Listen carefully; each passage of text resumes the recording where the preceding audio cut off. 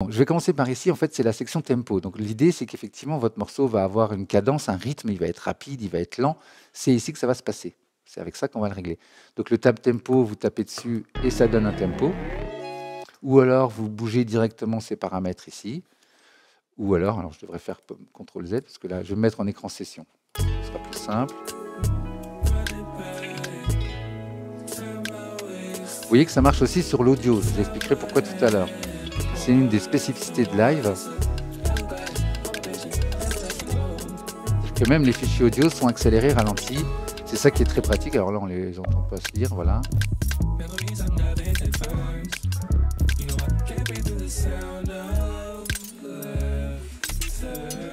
Donc on verra ça tout à l'heure, mais effectivement, c'est un des avantages. On peut travailler avec des boucles, on peut travailler avec des fichiers audio assez facilement et les mettre tous au même tempo, ce qui est plutôt bien. En général, dans un morceau, tout le monde joue au même tempo, c'est plus pratique. Ou au moins le double ou la moitié. Si vous êtes à 120, vous pouvez jouer à 60, pourquoi pas. Mais pas, voilà, chacun son tempo, c'est plus rare. Ça existe, mais c'est plus rare.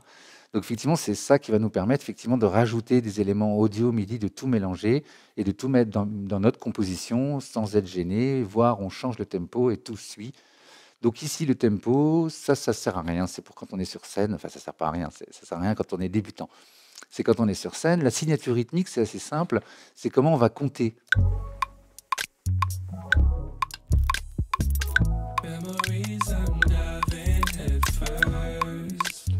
Donc là, on compte 1, 2, 3, 4, 1, 2. C'est le plus courant. Si vous voulez changer ça, c'est ici que ça se passe. Vous mettez en 3, 4. Ça va faire 1, 2, 3. 1, 2, 3.